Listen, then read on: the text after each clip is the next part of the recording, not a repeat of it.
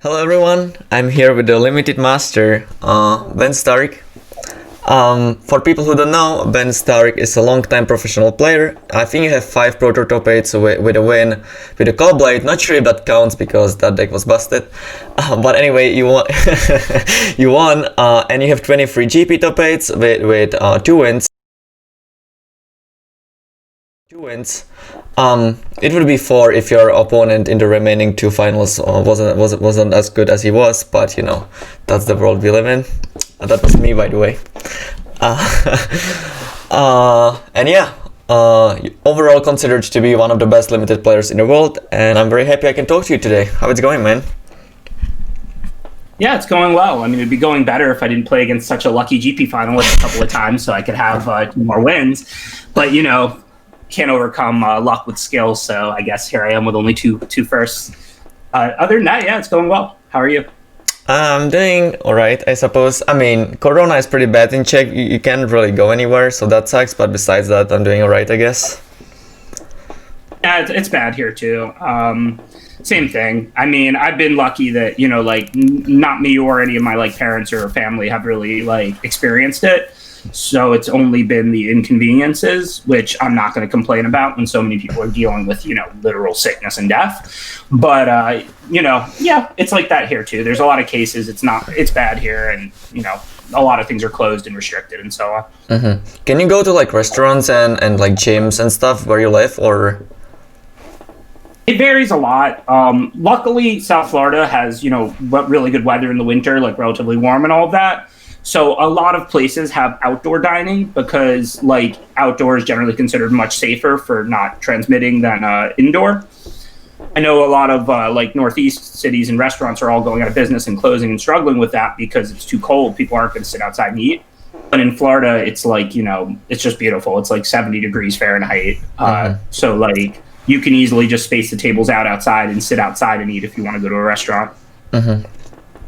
So let's talk about your Magic career. From the information that it's on Wikipedia, I'm not sure if it's correct or not, but it usually is. You qualified for the Pro Tour at 1999, and then at 2004 you took 2 Pro Tours in a row, but you took some break right after that for about 5 years. Can you like maybe talk about the beginnings and why you maybe decided to take a break? Just talk about your career in the beginning if you can. Yeah, totally. That's one of the very few regrets I have in my life is stepping away from the Pro Tour in 2004. If I knew what I knew now, I wouldn't have done it. So, you know, I started playing Magic in 6th grade in fall of 1994. I was right around my 11th birthday. My birthday is October 12th, and the school year here starts beginning of September. So I don't actually know whether I was 10 or 11 when I started playing Magic. You know, I definitely never heard of it in elementary school, and then I started 6th grade September of 94. Turned 11 October of 94, and I started playing Magic when I started 6th grade, sometime around then. Anyways, you know, I always loved strategy games. I always loved games. Before I played Magic, I would always play board games. I would invent games, like, not like, you know, real board games, just me and my friends would come up with things to play. Like, always, you know, just all about, like, playing games. Like, video games, board games, coming up with our own games, whatever. Like, we were just all about games. And then I found Magic. I thought it was the best game. I just got immediately completely hooked. Like, you know, I know a lot of people have quit Magic and come back. I did quit the Pro Tour, but I literally, since the day I started playing Magic, have never completely quit. I've had times where I sold my cards, did more only limited, times where, you know, I had bigger collections, played more constructed in person and whatever, but I've literally never stopped playing the game since the day I started in 6th grade. Which I hate to say this, but is 26 years ago now, as I mentioned, 1994. So then, okay, so I'm playing whatever. I started playing local tournaments right away, not qualifiers, but there were like, you know, $5 to buy in, store credit for first, second, and third type tournaments in my like town, like literally when I was in 6th grade, like right away. So we started going to those on Saturdays and stuff, you know, obviously in school and a child. So on like the weekend, we would go to those and things like that.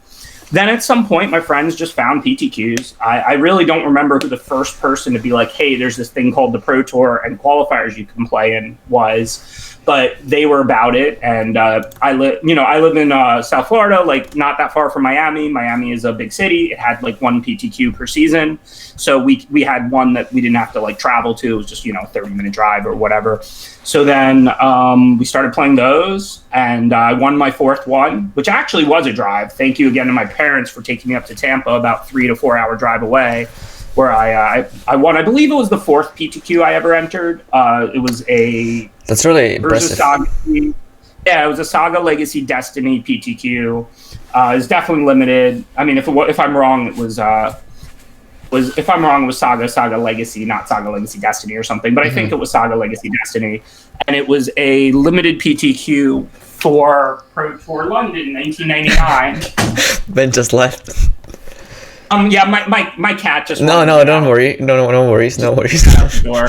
I just thought it was funny. That's all. And Rachel just came in to feed the cat. How's it going, Rachel? So I'm doing an interview with Petr, Rachel. Oh, hi, Petr. Oh my God, I thought this was. Oh my God, I'm sorry.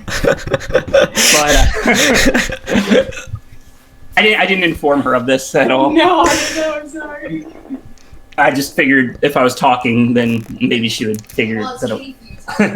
But anyways, yeah. So I won my fourth PTQ. It was definitely limited, sealed, and draft, and that was for London '99. Which there's always been a fall Pro Tour in October. I mean, the schedule is a little different now, but for most of the Pro Tour history. And like I said, I'm born October 12th, so that was right around my 16th birthday, October 1999. Mm-hmm. Since you said that you were hooked into Magic immediately, did you just play for fun for some time, or did you since day one were thinking about like maybe becoming a pro and stuff like that?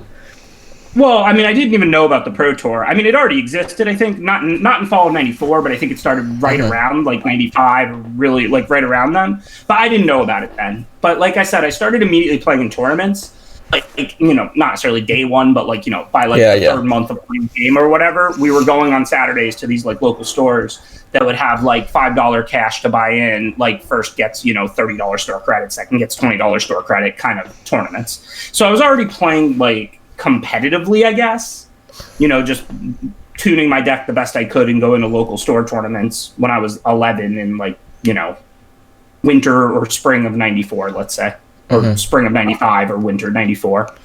Mm-hmm. So we've mentioned it a little bit already, but in 2004 you took a break. You said that with what you know now, you kind of regret that decision. But what was going through your head when you made that decision back then? Like, why did you did it? Can you just like talk about it a little bit? Yeah, it was definitely something I regret, and I know exactly why I did it and why I wouldn't do it now and how I've kind of evolved as a person. So, I mean, for a long time, I'm not one of those people who won my first PTQ and then, even though I did win my fourth, and then got on the Pro Tour immediately and had all kinds of success. My first Pro Tour London, that one I went 2-4 or 2-4-1 or something. I got like a top 64 in my second, but then I bricked like my third and fourth as well. And then maybe I had another min cash, and then I bricked some more. And it took me a few years before I got like on the train, so to speak. I started to cash consistently in the summer of 2002. And so like about 3 years later, I top 64 Worlds in Australia in 2002. And then after that, I cashed the next two Pro Tours as well, 33rd in Houston and top 48 in Chicago. And then I got around 20 pro points and got on the train and, from the 3 cashes in a row and started queuing for all of them. And so like, so fast forward now 2 years later from when I started to get on the train in 2002 to 2004, a lot of people are starting to consider me one of the best in the world. I finished top 10 in the Player of the Year race in 2004. Completely coincidentally, and I top 8'd my last 2 individual Pro Tours, actually. Kobe and San Diego were, and then there was like Worlds after that, but those were the last 2 individual Pro Tours I played, and I top 8'd both of them. And then so a lot of people were considering me like, one of the best in the world. And then I coincidentally started to play online poker around the same time. A lot of the Magic pros my age, this is when we're like 20, 21, had found that it was just a great way to make money. This is, it's not the same as it is today. Like people were really bad, had no clue what they were doing. There was like no laws and regulations really. It was just like, people were just, putting a ton of money online who had no business playing poker and just basically giving their money away. So that sounds pretty good. Yeah, it was, and being like a a pretty smart competitive gamer, and from a middle class family, I never had any money to my name before this. The Magic Pro Tour didn't have the MPL back then. You could write some for some people for very small amounts of money, but the sponsorship and the writing and stuff paid next to nothing. So like you didn't make money on the Magic Pro Tour. Even if you top eighted back-to-back Pro Tours, yeah, now maybe you had some money in your bank account as opposed to being dead broke, but you weren't making like a good living or something like that. And look, I didn't need to. I was 20. I lived with my parents up until that point the whole time. But I'm just saying, basically, I was relatively broke until online poker in 2003 or 4. So then my friends start getting me into that, and I started just making good money right away, and a lot more money than I was making playing Magic. Even top eighting back-to-back Pro Tours, the money I made from that was like nothing compared to the poker money. I'm sorry to interrupt. Was the prize pool the same as it was like when I entered the Pro Tour, or was it even less? It was basically the same. Like, there's a reason we were all complaining so much about how they never raised the prizes. I don't remember to the dollar, but I know like London 99, my first Pro Tour, had a prize pool of somewhere around 250 or 230 or something. Just like when you entered the Pro Tour, probably 10 to 15 years later, the prize pool is roughly 250 or something. It was pretty embarrassing. Like, Wizards did a good job with the MPL money, I think, but before that, we never saw like a serious increase in prize money. There were small increases. I'm not going to say they weren't. They like expanded the Pro Club. But there was the Masters back then, even dating back to 99, which is basically the same thing as the Pro Club. Different structure, but in terms of amount of money, not that different. I think the Pro Club paid a little more, and I think they expanded the prize pools a little more. But really, it was kind of sad how little the expansion in prize money in the Pro Tour Magic was from 99 to 2000. The video's stuck. Oh, it's fine right now. No worries. So anyway, though, going into 2004, I started to have all kinds of success. I finished, I think, 7th in the Player of the Year race, top 8 my last 2 Pro Tours. But I'm also playing all this poker now, right? Up to that point in my life, I just eat, sleep, and breathe Magic. Like when I was in middle and high school, my teachers were teaching and I was writing Magic decks in my notebook. Like I would never, ever, ever, ever like into anything really besides Magic from that point. Like literally eat, sleep, and breathe it. So then now I'm playing all this poker and I just can't dedicate the time to Magic that I had previously. So I just stopped going to the Pro Tours because kind of out of like a little bit of pride and ego, because I knew that I could still be good enough to compete, but I knew I could not be like one of the best in the world, but I could not be like top 10 in the world. And, I think if I had not had all the success I had in 2003 and 4, I would have probably just kept going. But at that point, I felt like I couldn't live up to people's expectations. Because yes, I could play that well if I practice Magic all the time, but I cannot play that well if when I'm at home, I'm playing online poker all the time and I'm barely playing Magic online or anything, That makes sense. So I think because I was like kind of young and didn't really have the self-confidence I have now, I didn't want to kind of underperform what I felt like people's expectations would be for me. So I just stopped going, So basically, when you left with the fact that you were one of the best, and people still thought that, but you were just afraid that if you're gonna continue, people are going to stop thinking that, basically. Well, so sort of. To be fair to me here, it's not like because I was worried I would get bad results and then people would think that or something. If I had not been playing online poker and I had the ability to still practice Magic 50 hours a week, I had every confidence in my ability to be one of the best. I'm not saying I would be number 1 or number 2 or number 3 or number 5. But I'm saying, like, I knew I could play Magic, like, really well if I was well practiced.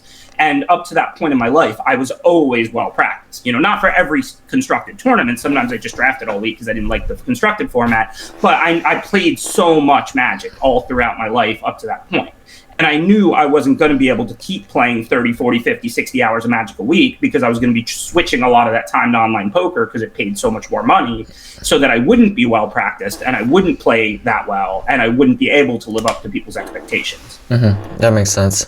So you came back at 2009, and I think 2011, which is like 2 or like 1 year after that, depending on where you came back. I don't know for sure. You immediately won a Pro Tour. What were the reasons why you decided to come back? Were you just like missing it too much, or maybe you like already made enough money that you could focus on something that you like more? What was the reasons? Yeah, that's pretty much in line with it. It was basically like, like I said, when I was 20 and I felt like I couldn't live up to people's expectations because I wouldn't be practicing, I decided to step away rather than come back and not play well. 5 years later, by the time I was 25, I think I developed the like kind of, I just didn't really care what people thought. I was just like, I'm going to come back and I'm going to split my time between Magic and poker, and I'm not going to be as good as I was, and that's okay. Like, I don't really care if people think like I'm not one of the best now because I'm splitting my time. I'll know that's the reason. And I've always missed the Pro Tour. I've always missed playing against great players. And if I'm, not as good as I could be because I have a job, basically, I have this other thing that takes up 30, 40 hours a week of my time, so be it, like, that's okay. I'm still gonna, if I'm good enough to compete and queue, then I will. And if I'm not, then I won't. And I'll just do the best I can. And I won't worry if I'm, one of the very best or not. Was it hard for you? I'm sorry. When I won the Pro Tour, like you said, in 2011, I mean, like you joked about in the intro, it is true. Winning a standard Pro Tour with a legacy deck was not really that hard. But, like I also did get like 17th in the next Pro Tour Nagoya and top 16 in Worlds that year. So, I mean, clearly I was back to kind of playing well at that point. But also, of course, you have to run well. Like, you don't finish first, 17th, and top 16 in 3 of the 4 tournaments without running extremely well. Can you maybe talk about that Callblade deck a little bit? For people who don't know, Callblade was like the standard deck that played like Stoneforge Mystic and Jace, and it was completely busted. I think one of the interesting things about it is that Brian Kibler, actually the Worlds right before that, played like a Call Go deck that didn't play Mystic, but Mystic was like legal back then and Jace was as well. The only change was sort of Feast and Famine, but I think the deck will still be busted even with like sort of Body and Mind. Like, what was going through your head when you just like kind of realized that there is this like broken deck that no one was playing? Like, how did you even like get to that deck? Like, I don't know. Well, so the year before, we played a Naya deck with Stoneforge for like Basilic Caller and Loxodon and Warhammer. Yeah, I remember that. And that LSV created, in San Diego with, and that deck was not busted by any means. It was fine. But so like I think Stoneforging for Sword was a big part of why Stoneforging was broken. Stoneforging for Basilic Caller and like Warhammer or whatever was fine. It was tier 1-ish, but it wasn't broken. As far as Callblade or Call Go at Worlds that Brad and I think Kibler worked on and played, I didn't work on that with them. Me and Martin and some other people played. I think Martin played Valakut at that Worlds that we worked on. And both of those lists were pretty innovative. Like Valakut and Kago were not like super standard decks. So like, that's where our efforts were focused. And I don't really know how good Kago was at that Worlds or not. I really have no idea. Actually, I think I'm confusing formats. I think the Valakut deck was for Modern or Extended, and Kago was for Standard. I think in Standard I played Vampires at that Worlds. Yeah. Either way, though, 100%, I did not play Kago at that Worlds, and the team was divided on what we played. And I think that was the Worlds where me and Ifro played Vampires. He went 6-0, I went 4-2. We both worked on it. It was primarily my deck. Kibler and Brad and others worked on Kago and played it, and lots of the other team played other decks and stuff. 100%, I did not play Kago at Worlds or work on it. So I don't really know how good it was at that Worlds or not. But I do think that there's some truth to what you said, but also some counter argument, and that being able to search up Sword is kind of what made that deck. Well, sort of Body and Mind was legal. I obviously know it's way worse than sort of Feast and Famine, because you can just like put it into play, attack, untap, and then have like a counter spell backup or whatever. But I still think it would be like really good, right? You don't think that?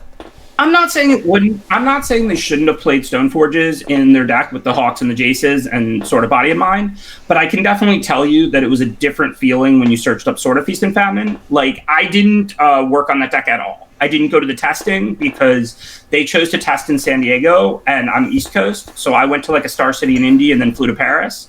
Literally, when I got off the plane, like, LSV or somebody was like, we have a good one for this one, and handed me the Callblade deck or whatever. And like, I didn't even know anything in it. And literally, I remember, I'll never forget the feeling. I played a couple fun games with my, whoever I was rooming with. I think actually Max, my old roommate from South Florida. And then that morning I had no idea how good the deck was. And then the morning of the Pro Tour, I literally like game 1 round 1 against Valakut that doesn't really interact with you. I like, I played Stoneforge, just got Sword, because I literally looked through the deck and there's Solvak Lifestaff and Sword of Feast and Famine. and Solvak Lifestaff was a joke. It probably shouldn't have been in the deck, but obviously, if you're going to get Solvak Lifestaff, it's going to be against aggro, and I'm playing against Valakut, a ramp deck, so obviously I get Sword. And then I literally put it in play end of their turn on turn 3, you know, just turn 2 Stoneforge, turn 3 tap the 2, put it in play. Turn 4, I look at my hand, I look at what's going to happen, and I was just like, oh my gosh, like I'm going to spend 8 mana on turn 2, on turn 4 of Standard. Like, this is totally broken.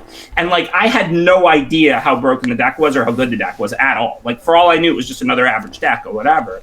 And then when it suddenly, I looked at my hand and realized I was going to spend 2 to equip, 2 to play Hawk, untap all my lands, play Jace. I just realized, like, oh my, I'm going to spend 8 mana here on turn 4 and then 10 mana on turn 5. Like, this is the most broken thing, like, in existence. Like, this is one of the best. This is just crazy. Because, like, you know, decks go through all these hoops and combos and play a million cards to double their mana, and I did it with a 2-drop. You know what I mean? Like, it was a 1-card combo. It was just the card Stoneforge. Because even though it's Stoneforge and Sword, like, Sword you search for with Stoneforge. So effectively, a 2-mana, 1-card combo doubles your mana on turn 4 and 5 in Standard, and that's just, like, beyond broken. So I think there's some truth to what you're saying in that, yes, they probably would have had a better list if they played Stoneforge for Sword of Body and Mind, but I don't think Sword of Body and Mind making a 2/2, I don't think it's comparable to untapping your 4 of course. mana. Like, obviously, you're not saying it's better. Of course, everybody chose Feast and Famine exclusively after that, and you would too. But I don't think it's nearly the same level of broken. It may have been good. Like, I think if you could go back to that world and play Stoneforge with Sword of Body and Mind, Kibler would likely do that. But I don't think it would have been broken. I think Sword of Feast and Famine is what really... I think it was doubling your mana is just the broken part. So you should never have that ability. Like, it's sort of Feast and Famine. You can come up with a lot of different green and black abilities for it, and or it should never have doubled your mana. Yeah, I agree. So you mentioned the fact that, you know, as you've kind of grown, you kind of stopped caring what other people think, so that made it fine for you to come back. How it is with you and Magic and maybe poker right now with like all this MPL stuff? I also see that you stream a lot. You know, how is your time divided right now, if you can talk about it a little bit? Yeah, sure. Like, I say from time to time how I'm busy, and like I'm never complaining. Like, my life is awesome. Like, I'm very lucky to work in gaming and to have a good income and all of that. But yeah, I split all my time between all of these things. I mean, there are, you know, weeks where I play 30 or 40 hours of poker. Sometimes I take off for a week just to jam testing, which like I've had to do most. And listen, like anytime you have a good result, the number one factor is luck, but also being prepared and having, you know, a good list and knowing how to play well does contribute, of course. And like, for example, one of my last really good finishes, I top 4 working by myself completely. I top 4 Worlds in 2018. Was it with the mono red deck? Yeah, with the mono red, and that was, I played Rigging Runner, a card nobody had ever played. The reason was because everybody was on the Chain Whirler deck, and we knew that, so I needed to cut up as many 1-toughness creatures as I can, and you can always make that thing a 2/2, because, you know, a deck full of all little creatures that attack, so you're not vulnerable to Chain Whirler if you play like Lava Runner and Rigging Runner, and like you cut as many of the 1-toughness creatures as you could. And the mono red deck, so I get whatever, without going off in depth about that format, which I'm sure no one cares about. Basically, the red-black mid-range was the defining deck of the format. Worlds is a small field. We knew it was going to be like a lot of the field, but we also knew that the people who didn't play it would be reacting to it. And the way you react to a mid-range deck like that is going over the top of it, right? Like, so if you can build a mono-red list that's close-ish to 50-50 with it, even if you're a dog, because you cut the 1-toughness creatures, you're going to go way under all the decks that are going over the top of it. So then, yeah, I'm sorry to interrupt. I just wanted to ask about that. A lot of the people playing the red black said that the mono red matchup is actually bad for them. I wanted to ask that if you actually think that what you're saying is that you think it was like close, right? You don't think it was bad because. Yeah, I don't think it was good or bad for them. I think it was close. And if you played with a lot of 1-toughness creatures, then the Chain Whirlers would just shut down your aggression completely, and it wouldn't be close. If you made a list like I did, and I'm not saying mine was perfect, but if you shaved the 1-toughness creatures for Rigging Runners for other 2-toughness creatures, then I think you just make it a close matchup. I don't think it's very good for mono red or very good for red black. Then all these blue-black controls, and people started playing Turbo Fog. I know I beat Matt Nass playing that, and I beat Siggy playing blue-black control, and a bunch of other lists like that. Mono red just annihilated a lot of those type of decks, because those were decks that were built to go over the top of mid-range decks, and they were way too slow to compete against a mono red aggro, you know, like a heavy 1-drop burn variant. So, I ended up, I 4-2'd the draft. I had a really good constructed record. I don't remember, but I think I only had 2 losses or something, so 8-2 or something like that. And then I did get really terrible draws against Greg in the top 4. I basically didn't. Yeah, I remember that. But anyways, my point there was so. What got me talking about that was so for that tournament, Worlds is such a big tournament with so much on the line. So I basically stopped playing poker and stuff and just tested, for a couple of weeks, all day, every day by myself, tuning and making that list. And then it's not about whether you work with other people or not. It's that I was playing that much Magic because I was testing all day, every day, that I knew how to play all the games well and make good plays and things like that. So, you don't always get the same Ben S in a tournament these days. Sometimes I come and I'm well practiced, well prepared, and I play really well, regardless of whether I'm playing, the stock deck of the format that I've tuned or whether I'm playing a brew that I've tuned. Either way, I'm well practiced. I've tuned my deck. I know what I want to do. I can sideboard on the fly. I'm not claiming to be the best, but I'm very good. Or, look, No, it's fine. It's fine. I have Pro Tour top 8s and 23 Grand Prix top 8s, whatever. I'm not going to pretend I'm not a very good Magic player when I'm practiced. And like I said, I never claim to be the best. You can rank the best player, the second best player, the third best player, the fourth best player, whatever, a lot of different ways. But what I'm saying is there are times where I'm definitely tier 1 because I'm well practiced, and there are times where I played 30 hours of poker, did my stream, made some other limited content, and I didn't practice at all, or I practiced for a few hours and I'm not very good and I'm not, one of the best. And if you were doing a fantasy draft, there are times where, for a tournament, there are times I should be in your top 10 or 20 picks, and there are times I should be not in your top 100 picks, because it just comes down to how well prepared I am for that tournament. Mm-hmm, that makes sense. A lot. Mm-hmm. And so what I was trying to say was you asked how I split my time, and it just varies a ton. There are times where I take the week off and practice all week for Worlds, and I put in 60 hours of practice, and there are times where I don't. It just varies greatly. Mm-hmm.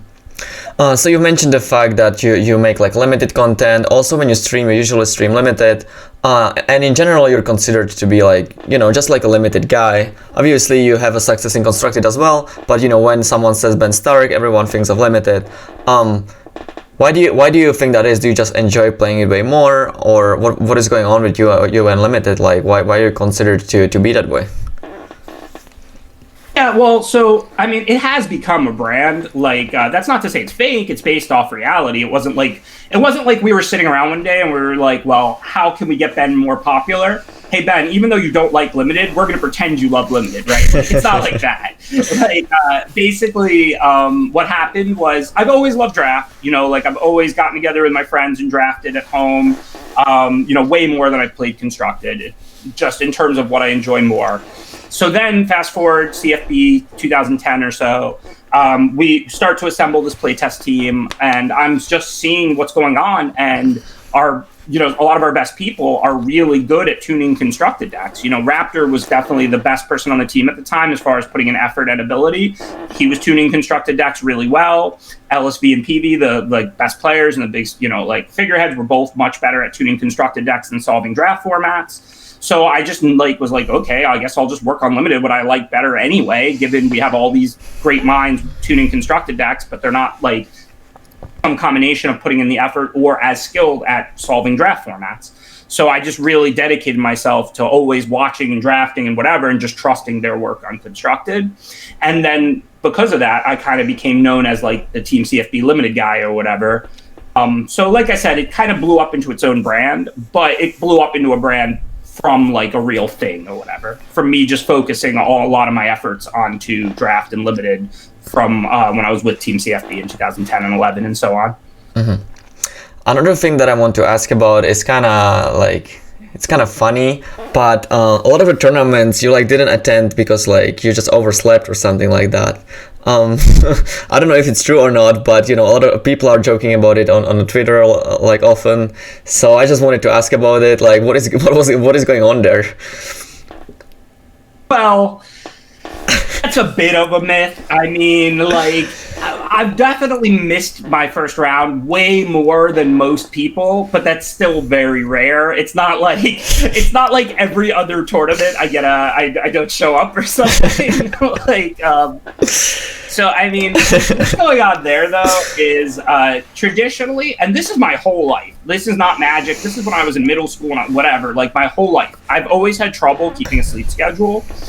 Actually, for the first time ever, I'm not anymore. I started taking melatonin at night, and I'm not saying it will work for everybody. I'm not a doctor, my guess would be that people struggle to fall asleep for different reasons, and for some people, it's their brain isn't good at making melatonin, and for others, it's completely different reasons. But for me, my whole life, I've never been able to keep a consistent sleep schedule. Like one night I would lay in bed from, 10 p.m. till 4 a.m. and then go to sleep at 4 a.m. and wake up at 7 and go to school. Then the next night I'd be dead tired, so I'd fall asleep at 10 p.m. Then I'd wake up at 2 a.m. because I went to bed so much earlier, my brain would think I'm napping. Whatever, you get the point. So basically, I never had a consistent sleep schedule. So at Magic tournaments, I just set my alarm for the last second, and I would not get a lot of sleep, and so I would be way more likely than somebody who would just naturally be up anyway to miss a round or to show up at the last second or something. But it really is way overstated. I mean, I did miss the one Rivals first match of the day in the second of the 3 league splits I think we've played so far. Before that, when's the last time I overslept a match? I mean, I don't even know. I've obviously missed. Like I said, I've probably missed gotten a game or match loss 3 times for this or something, which is 3 times more like 3 times more than most people, obviously, but also over the past 5-10 years. 3 times or something. It's not because, for example, every other year that I miss a match or whatever. For example, on the Wikipedia page, it says that one of the years, I think it might have been the year that you won a Pro Tour, you ended up third in the Player of the Year race, and the reason might have been that you didn't attend US Nationals and some of the GPs. So I just was thinking that maybe it was correlated to this, or maybe that it wasn't. Oh no, that was all correlated to poker and splitting time and stuff. The last year, I think that I'm not sure exactly. I've read the Wikipedia. I don't remember. I didn't refresh on it right before this, but the year 2003, 2004, where I finished 7th in the Player of the Year race before I stepped away from the Pro Tour. I think they might have been talking about that year, and I skipped nationals and a bunch of Grand Prix and stuff. But that was all because of poker, not because of sleep. Mm-hmm. Especially now, I'm 37. I don't function quite as well on no sleep. But when I was 20, pulling all-nighters was just easy for me. I was the kind of person while I struggle to fall asleep, I function really well on no sleep or on a few hours of sleep, and I'm pretty much always wired. So I would just literally go to the Pro Tour and stay up all night drafting and then play the Pro Tour on no sleep. It was not sleep was not. I'm not saying I wouldn't have done better had I gotten more sleep, but lack of sleep was not why I skipped nationals or Grand Prix when I was 20 or whatever. It was because of how much money I was making playing poker. Because like I said, I come from a middle class family. We were fine. I wasn't poor. I was 8. There was always the electric was always on. But we didn't have money. My parents didn't give me money. I didn't have I don't have any money whatsoever to do things. So when I started making online poker money, it was just wow, this is incredible. This is so much money. You know what I mean? So that was why then I started skipping some Grand Prix and Nationals. It was just because I was I'm just going to keep doing this thing. It's just too much more valuable. It wasn't in any way related to sleep or anything like that. Last thing that I want to ask about is that now with Corona, all of the tournaments are online. I assume that you're one of the people who maybe enjoy that more because you don't have to travel and stuff, but maybe I'm wrong about that. So I just wanted to ask if you miss the real life tournaments, if maybe this is better for you, if you can just talk about that a little bit.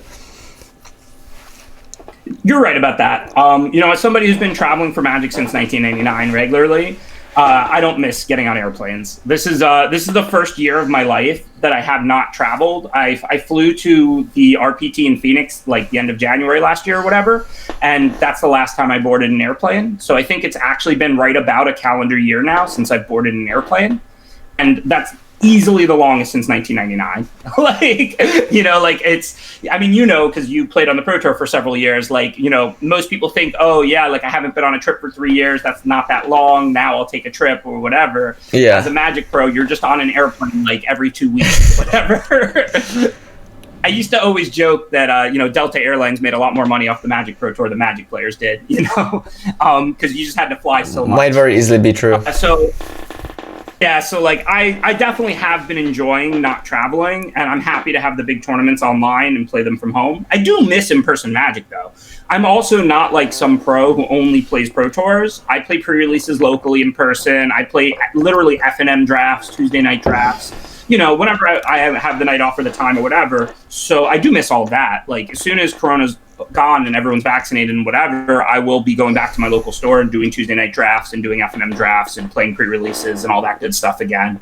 But if all the big tournaments stayed online forever, I would be totally happy with that. If I didn't have to board an airplane for Magic again, I would be ecstatic. Okay. That's what I thought, but I just wanted to make sure.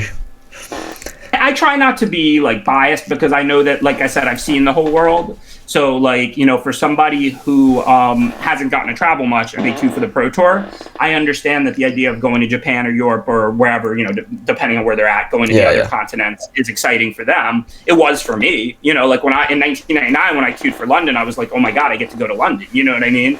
And then after going to Europe 25 times, I was like, I'm sick of 10-hour flights and getting on airplanes. Like, you know what I mean? So like me personally, I'm happy if all the tournaments are online and I never have to board an airplane again. But I understand the counter is most people haven't flown hundreds of times for Magic tournaments. You know, that makes sense. Is what it is. Makes sense.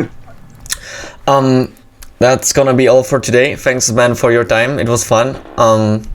If you guys like the video, please click on the like and subscribe button, and bye bye. And thanks for having me, Petr. Yeah.